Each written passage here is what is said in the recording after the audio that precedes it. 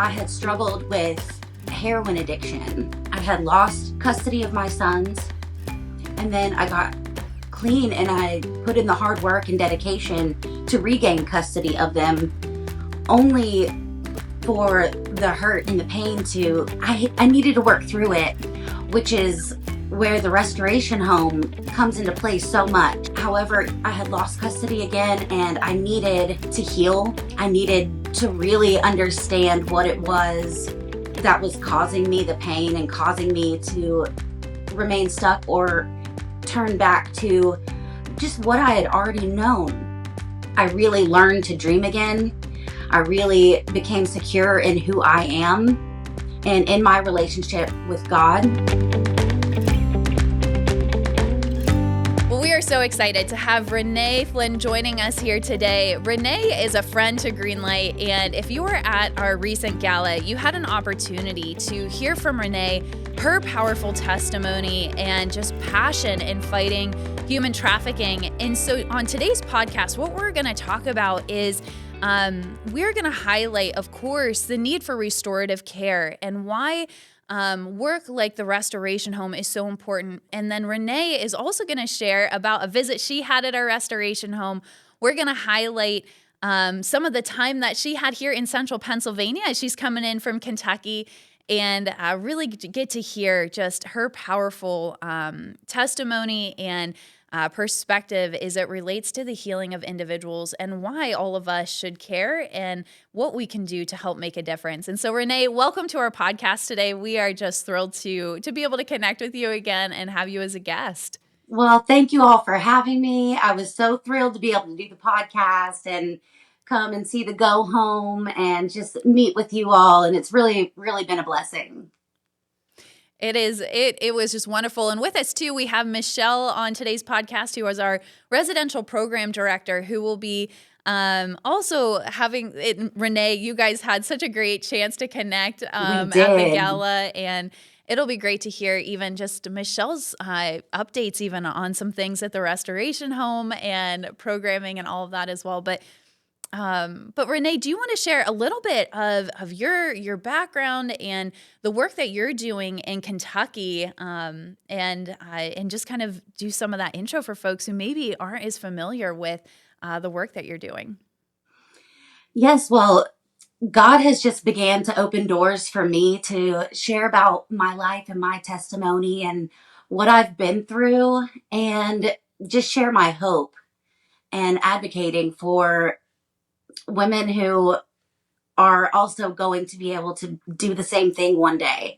And so here in Kentucky, he has opened several doors this year for me to be able to share. And then coming to Pennsylvania and being able to share with you all, I just really, really enjoyed it.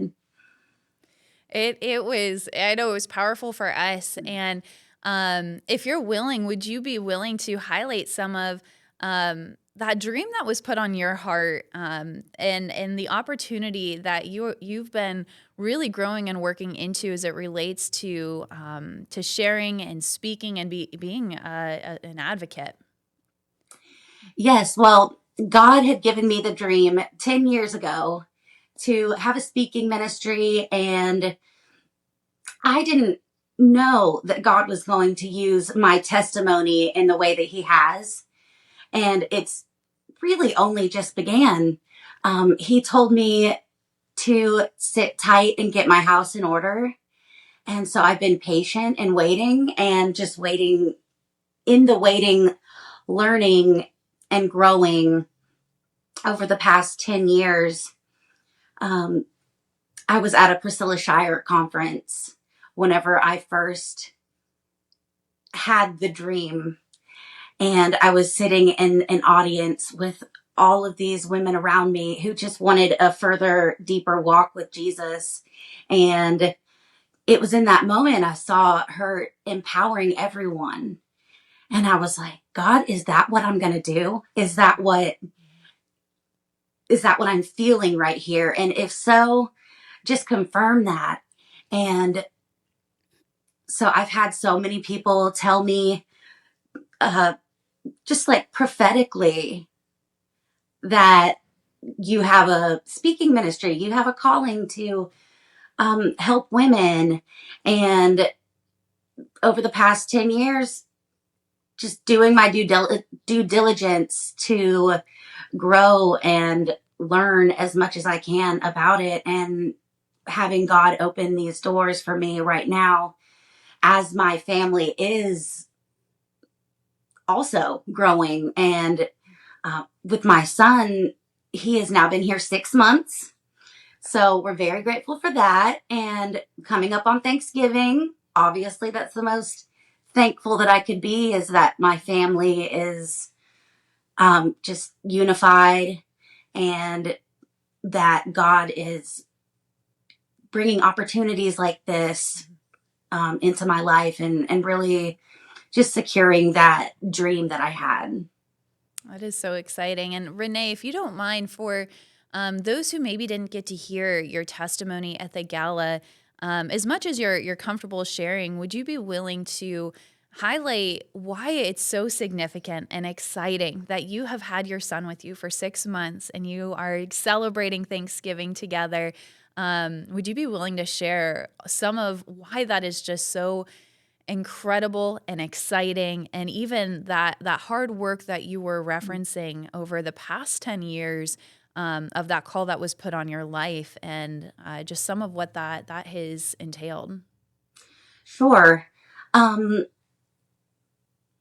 as far as my son goes, it was not exactly sure of the year, but I had struggled with heroin addiction, and I had lost custody of my sons.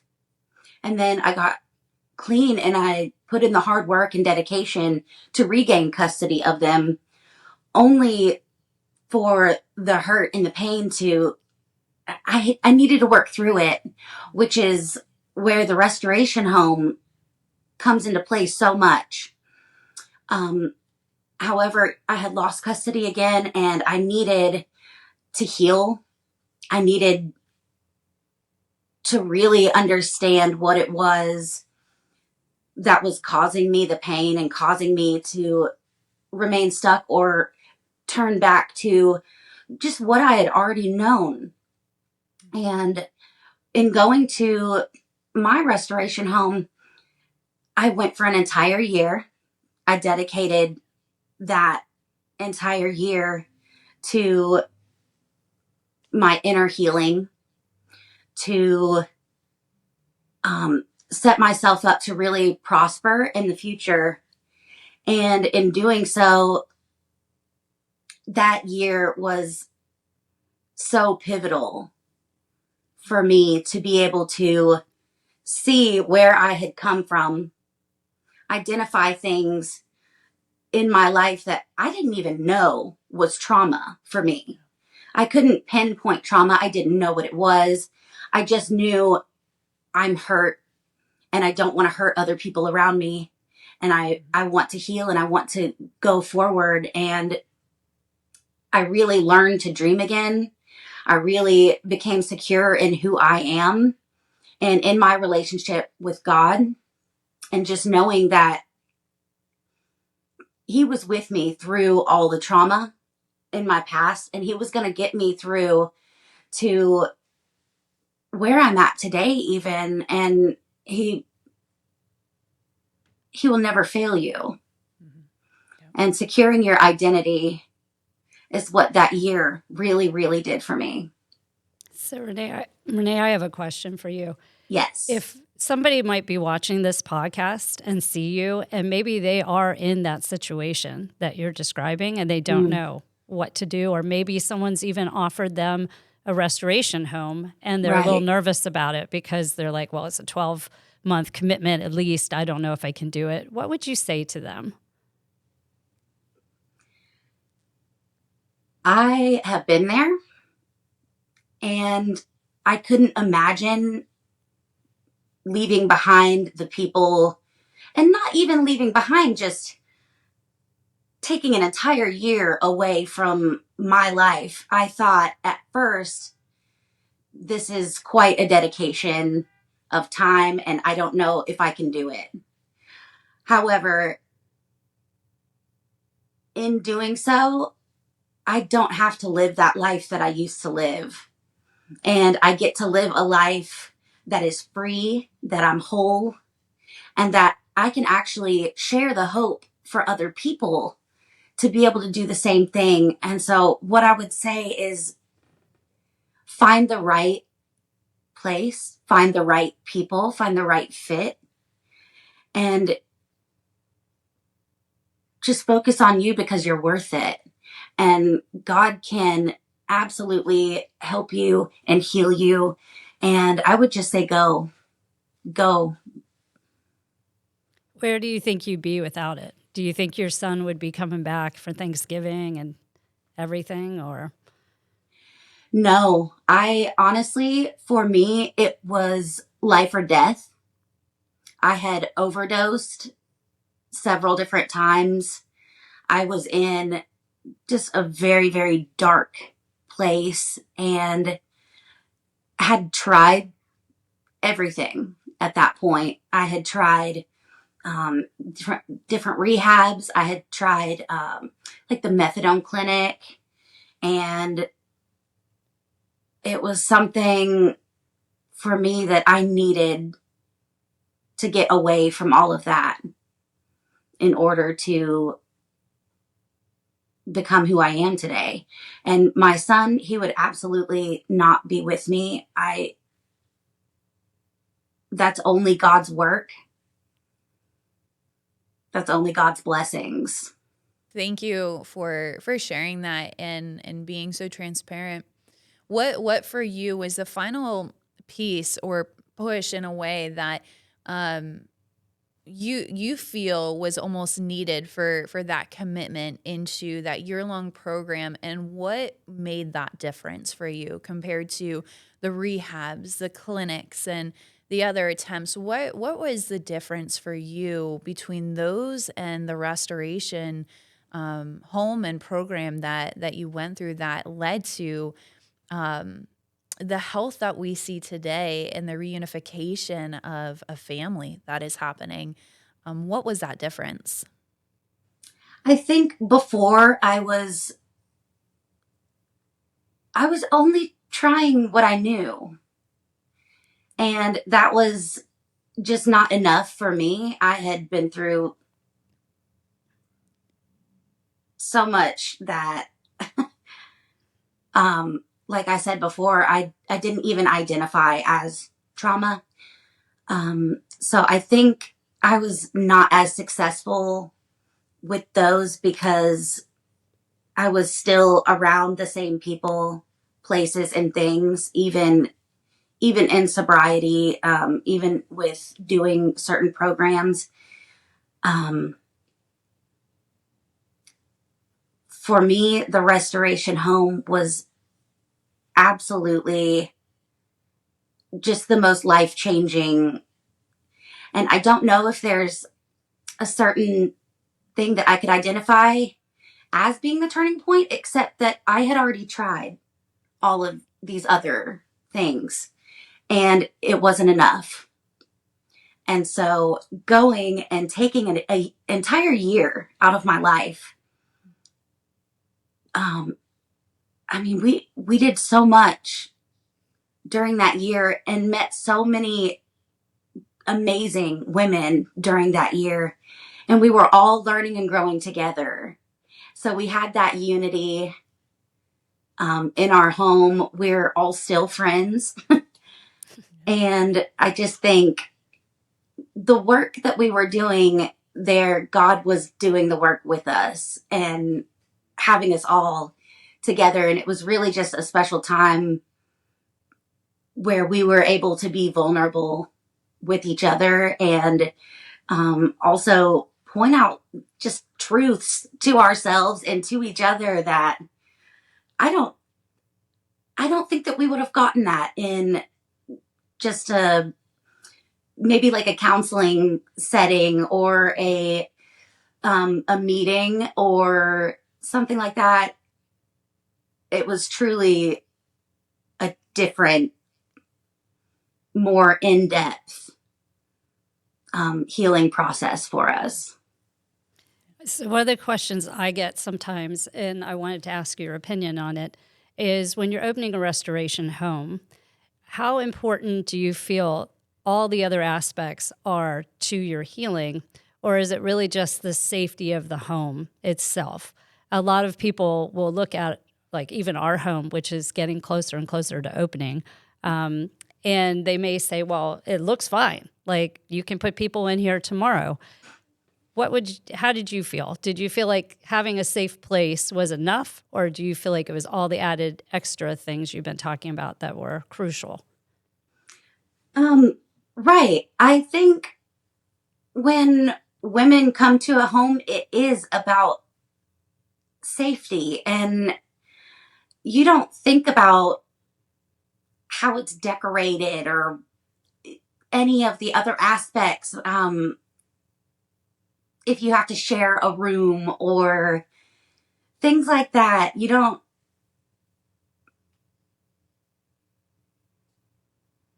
Sorry. You don't think about those things as much as you're safe. You can go to bed at night without wondering if something is going to happen crazy in the middle of the night, or if your drug dealer is going to answer in the morning and you're going to be able to get your fix or not. You don't think about all of that. Is just pushed away, and you're at home and you're secure, and you have people there with you that you can talk to if you need to. Thanks. I can agree with you on that. I know it is important to have community around you too, and a big part of the healing process, like you just shared, having others who have been through similar experiences to be able to process. And yes. I think, Renee, something that I reflect back on as we've been getting to know you, and something that I find so special is the fact that in the restoration program that you went through, you are now serving, and you are somebody who is pouring into individuals going through that same program, but now, years removed from it. And it is just, to me, a beautiful example of that healing that has taken place. And you are pouring back into others to help them see new beginnings and the opportunities that are available to them, but through doing hard work. And I think to Michelle's point and question as well, a question that I have is, in the safety of that home and that environment, I think it's important to understand, because I think a lot of times we get people that are so excited, myself included at times, of look at this beautiful painting that's here and the decorations and oh my gosh, these pillows and the bedding set, right? But at the end of the day, while those things can help a place feel comfortable, they're not the main thing. And so what for you, and now also being somebody who serves in the restorative component, what do you see as being those intentional factors that are so key to the success of a program and somebody feeling safe and like they belong and can get from point A to point B? What are those intentional elements that you see as so crucial beyond just the physical appearance and readiness of the home? I think for the majority of women coming into a program is going to be the people. And I think you all have been so intentional. The home is gorgeous. I loved it. I loved it, loved it, loved it. But you're right. It's not the bed sets. It's not the beds that they're going to be able to bring to their next home. Yes, that's thrilling. But really, it's going to be the people. And you all are going to do just amazing things for them. You all have the heart for it. And God is blessing you all with this entire ministry. And He's going to continue to do that in amazing ways, like you shared at the gala about how you all were able to get the restoration home. He's just going to continue to bless you all. So I think with volunteers, people who come in and can teach them things that are even skill trades like sewing or cooking. It's the people.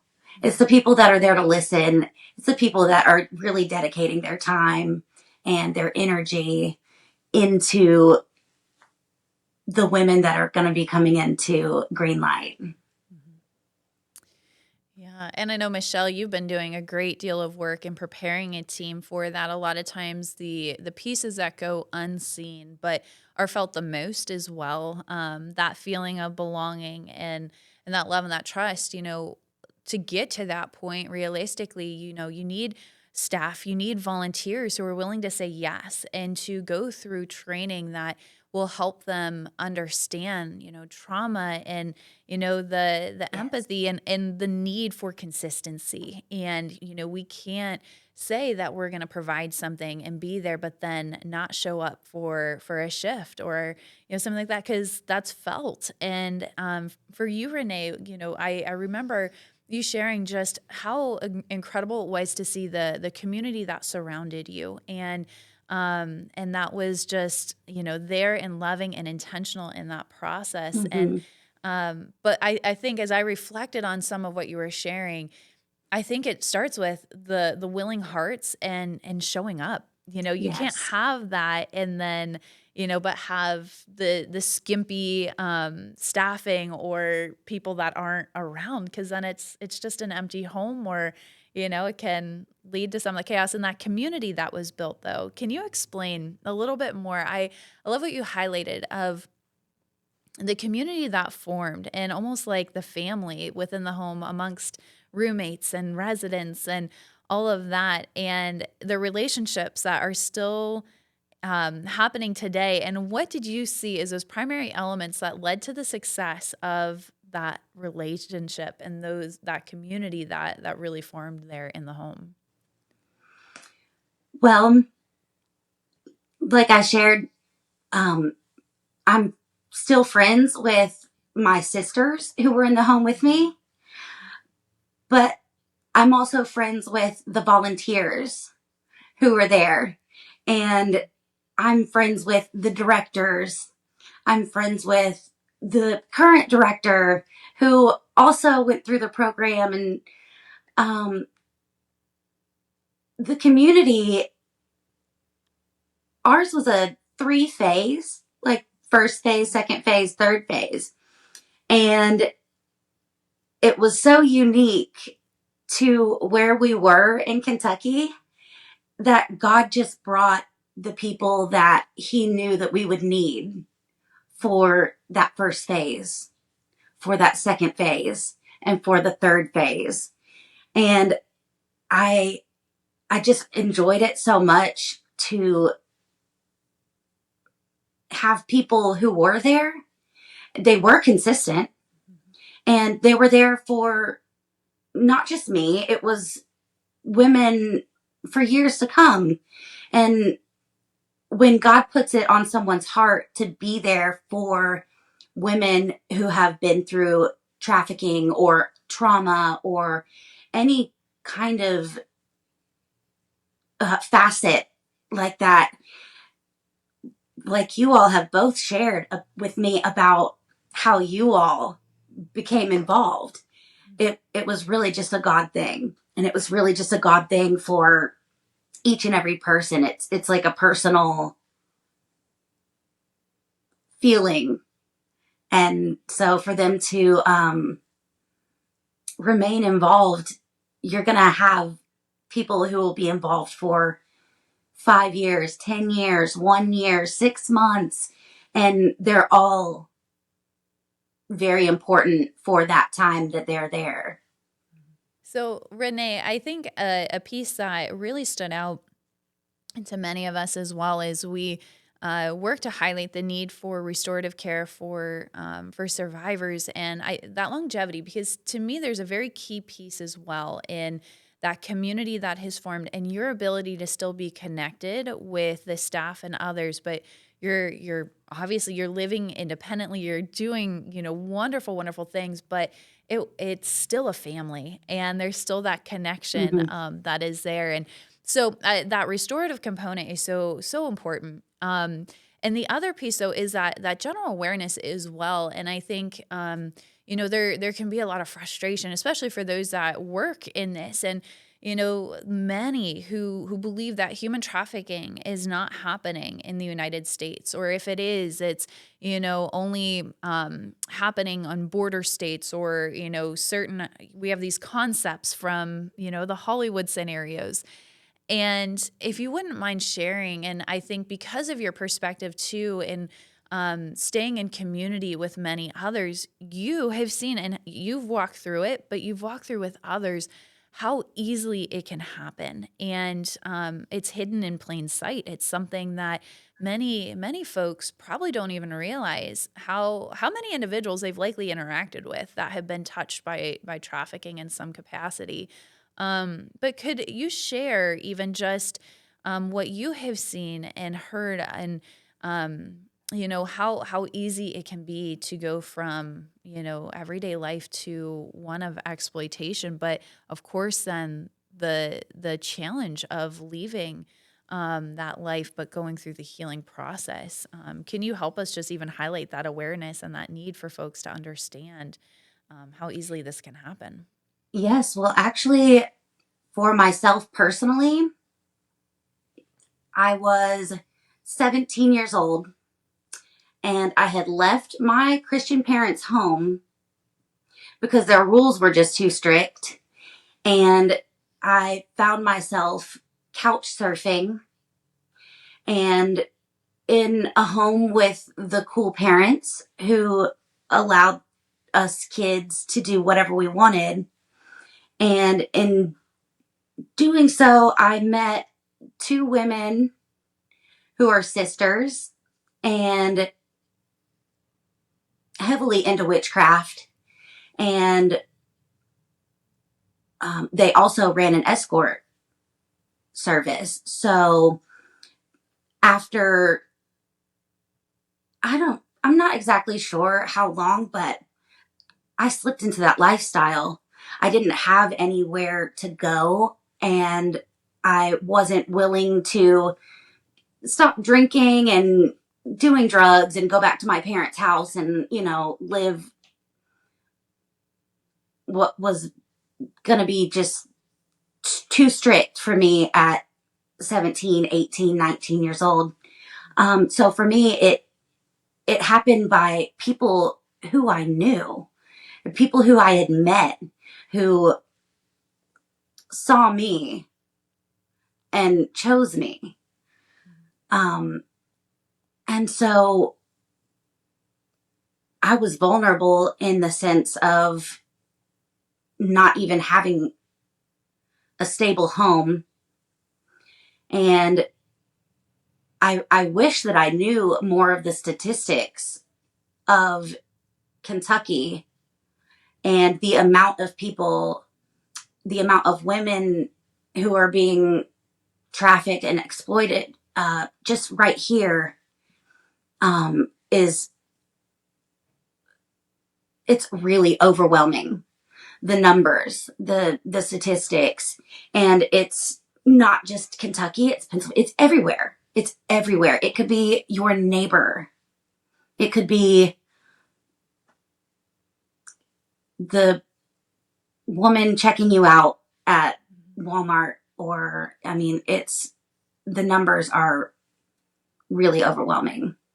Do you think your family members, if they had seen you or anybody who knew you from back home before you ended up couch surfing, do you think they would have recognized that something was going on with you and that you were being trafficked? Or do you think it was pretty well hidden? I think that it was pretty well hidden for a time period. I think a lot of people are going to be shocked if they heard my testimony, because they wouldn't have known that about me. And I also think that there are a lot of people who did know that as well. And another unique thing about that is I didn't see it as trafficking. I wouldn't have called myself a victim of human trafficking. It took me years and years and years into the healing process, like extremely far after that, to even recognize.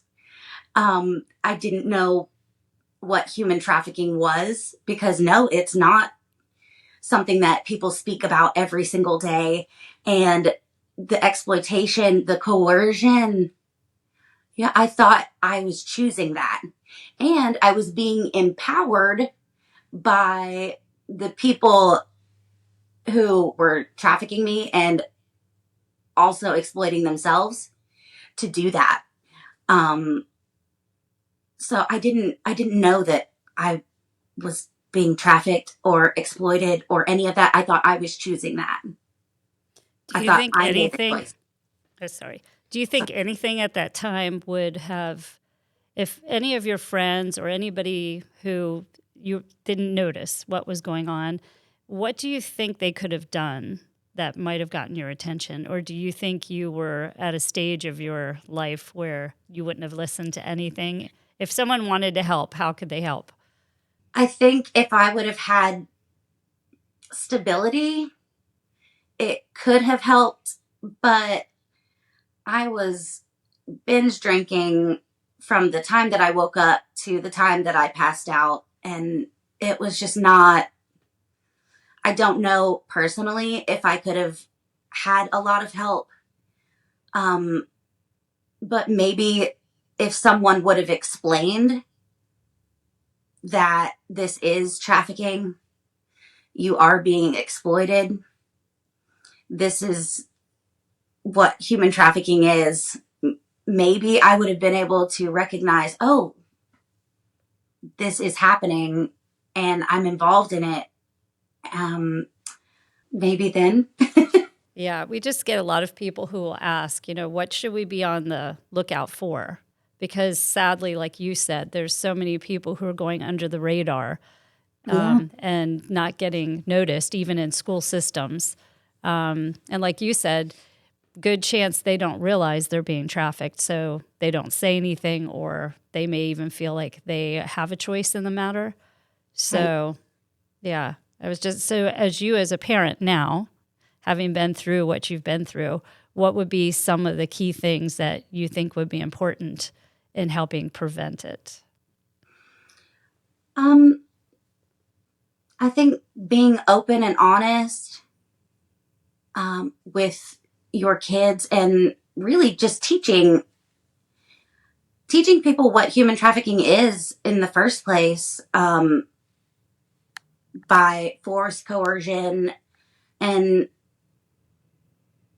it is like a mask that sometimes you can't see it.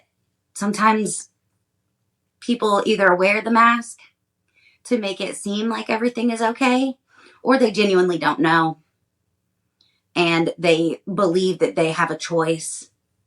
For I don't know if I even answered that question right. I don't really even know where I was going. If we could cut that part out or something. Sorry. No, it's good. It is a tough question, when you're thinking about it, and it's a big issue. And just, I think that the issue sometimes seems so overwhelming that when Yes. people realize, well, I think one thing I think that Jordan and the team have been doing a great job on is trying to raise awareness that this is Hmm. going on in our state, in our country. I find that more and more people are asking me questions like, "Oh, yeah, it doesn't really go on here, right?" And I've had to explain how, and people are always surprised to find out that they just feel like it looks completely different than it really does. And I think sometimes people, they want to help, but they don't know how to, and they feel like the issue is overwhelming.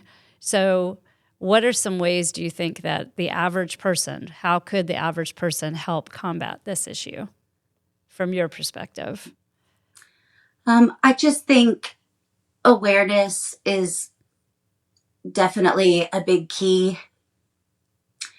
The other thing that I heard you say is that people think that it doesn't happen here and they think that it looks a lot different than it is. It's not always somebody in handcuffs chained to a bed. I do know people that has happened to, but that is not the majority. The majority is through family members or neighbors, people that are close proximity who prey on people in vulnerable situations. There's the boyfriend who just love bombs you, gives you the greatest gifts, and then asks you if you'll do this certain thing for him. And then once they do it, then nobody will ever love you again. It's only me who will ever love you. And then there's like agents who say, you're so beautiful. Come be a model. You could be a model. And then they change their agreements and they just promise you all of these things. And then before you know it, you're doing something completely different than modeling. So I think those are just a few of the ways that people don't see it in the same light. And they might think that a woman is empowered to be a sex worker or a dancer or an escort. They're choosing that. When really, are they? Or were they coerced into doing that? Were they tricked into doing that? And it's not always, chained to a bed. Thank you for that. I think that's a really awesome explanation for others who, like you said, have a certain idea of what it looks like. Yes. A lot of times people feel like people are abducted. Right. So thank you for explaining that. I think that's helpful. Also, hopefully helpful to people who might be watching who realize, oops, wait, she's describing something that Right. I'm in or I've been in. Mm-hmm. Yeah, Renee, thank you for sharing that because especially with a lot of the movies and you're seeing more TV shows trying to portray what human trafficking looks like in the movies. Right. And a lot of times, while it can raise awareness in a way, it does a disservice because people do think it's that sensationalized experience, but miss some of the most, like you said, there's a mask. It can be very hard to see. But once you know what to look for, and in a way, you're teaching empathy as well, because there are so many layers to it of, it could be somebody who's rebelling or has the appearance of that, but what are the root components that may be behind what's going on? And so thank you for your transparency, your willingness to be vulnerable and share some of that with us so that hopefully listeners are able to have some actionable items, or the very least, my hope is that those listening are going to dive in to learn more about what human trafficking is and how they can make a difference. But Renee, before we close our time together, is there anything that we have not touched on, but is something that's heavy on your heart that you feel like the folks, and we have listeners from all over the place, but with us being based in Pennsylvania, as you consider our region or just in general, are there things that you feel like we haven't been able to talk on yet that would be beneficial for others to hear with what your work and just the insight that you have from being here as well?